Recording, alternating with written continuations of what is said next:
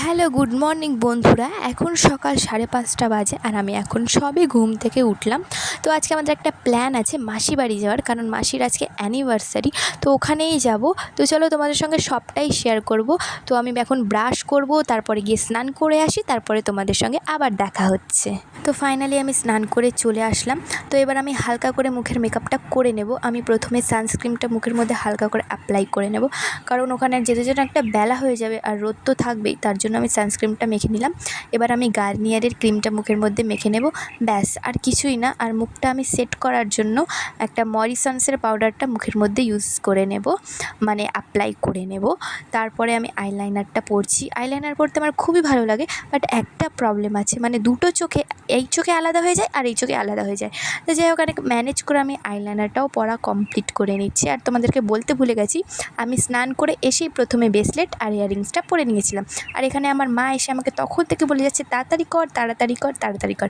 এবার আমি লিপস্টিকটা পরে নেব, ব্যাস আমি অল কমপ্লিট। ব্যাস এবার রেডি হয়ে বেরিয়ে পড়লাম মাসি বাড়ি যাওয়ার উদ্দেশ্যে। তো বলো আমাকে কেমন লাগছে? আর সঙ্গে আমার মাও আছে। মায়ের এই শাড়িটা আমার তো খুব পছন্দ। তো আমরা বাড়ির থেকে বেরিয়েই টোটো ধরে নিয়েছি, এবার টোটো ধরে স্টেশনে যাব।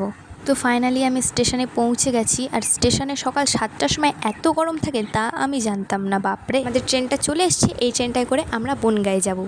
ঝটফট করে ট্রেনে উঠে গেছিলাম, আর ট্রেনের হাওয়াটা খেয়ে প্রাণটা জুড়িয়ে গেল। আর ট্রেনটা পুরো ফাঁকাই ছিল। আর ট্রেনে উঠে জানোই যেটা হয়, খাওয়া দাওয়া। তো আমি এখানে চিড়ে ভাজা খাচ্ছিলাম আর দিদির সাথে গল্প করছিলাম, আর পথ দেখতে দেখতে এগিয়ে যাচ্ছি। আমরা এখানে একসঙ্গে অনেকে যাচ্ছিলাম, আমার মামা, মামার ছেলে মেয়ে আর আমরা।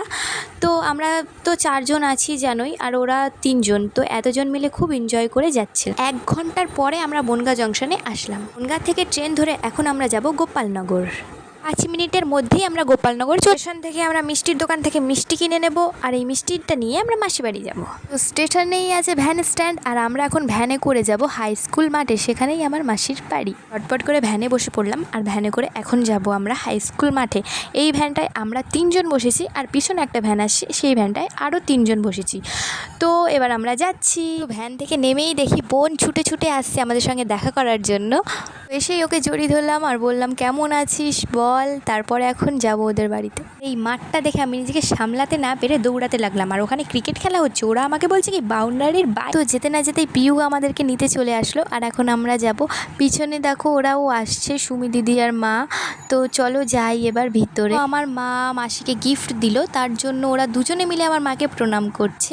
বড় মাসি আর ছোটো মাসি, কারণ ওদের দুজনের থেকেই আমার মা বড়। তো বড় মাসি আগেই চলে এসেছিলো। দেখো কত জমজমাট। গিয়ে বসতে না বসতে আমাদেরকে স্প্রাইট দিয়ে দিলে, স্প্রাইটটাকে সত্যি প্রাণটা জুড়িয়ে গেল। পর আমরা বোনরা মিলে একটু মজা করতে লাগলাম। তো দেখো সবার থেকে বেশি মজা করে এই পিউটা, এত হাসায় না কিছু বলার না। তারপরে এখানে আমাদের ছোট্ট গোপালও চলে এসেছিলো, উকি মারতে মারতে হাতে লুচি নিয়ে সবার গায়ে তেল মাখাচ্ছিল। কিছুক্ষণ পরেই আমাদের সকালে টিফিন চলে এসছে, লুচি, আলুর তরকারি এবং একটা করে রসগোল্লা।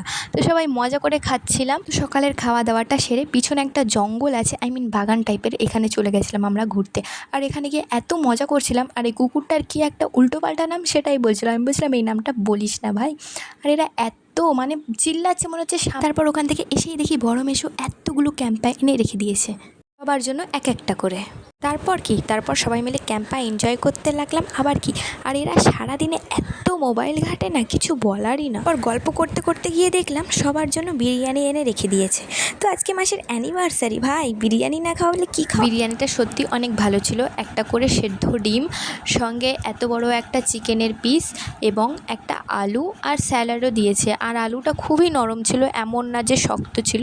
আর বিরিয়ানিটাও খুব। তারপর খাওয়া আর ঘুম সেরে বিকেলবেলা চলে আসলাম মাঠে একটু ঘুরতে ভাই বোনরা মিলে। আর পিউ পড়তে চলে গেছে, তার জন্য ও আসতে পারেনি। এই দেখো মাঠটা এত বড়, আর এটা হচ্ছে হাই স্কুল। তো এই মাঠটায় বিকেলবেলা সবাই ক্রিকেট, ফুটবল এইসবই খেলে। তো আমি ভাবলাম একটু ভিডিও বানাবো স্লোমো করে, তখনই আমার ভাই এসে আমাকে এক ধাক্কা মেরে দিল যেন আমি ভিডিওটা না বানাতে পারি। তারপর বাবু তো ফাঁকা মাঠ পেয়ে একদম খেলতে শুরু করে দিয়েছে। আর দেখো কত কিউট লাগছে তাই না? আমি ওর সাথে একটু খেলছিলাম ধরাধরি, আরও খুব জানো তো। তারপর হলো কেক কাটার পর্ব শুরু। মাসি আর মেশোর এটা বিয়ের 20 ইয়ার অ্যানিভার্সারি পূরণ হলো, তোমরা ভাবতে পারছো? তো আমরা সবাই একসঙ্গে চিল্লে বলছিলাম হ্যাপি অ্যানিভার্সারি মাসি অ্যান্ড মেশো। আমরা সবাই আশা করি তোমরা সারা জীবন একসঙ্গে থাকো। তারপর সবাইকে টাটা দিয়ে রওনা হলাম আবার বাড়ির উদ্দেশ্যে। তো মেশো কারে করে আমাদেরকে স্টেশনে পৌঁছে দিল।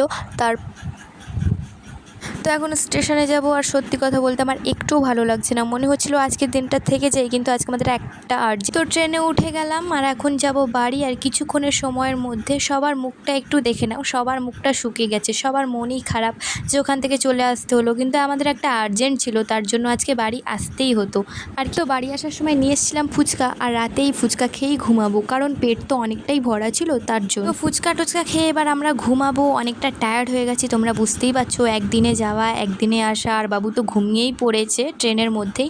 তো ভিডিওটা আমি এখানেই এন্ড করছি। যদি তোমাদের ভিডিওটা ভালো লেগে থাকে তাহলে অবশ্যই লাইক অ্যান্ড সাবস্ক্রাইব করে দিও। বাই।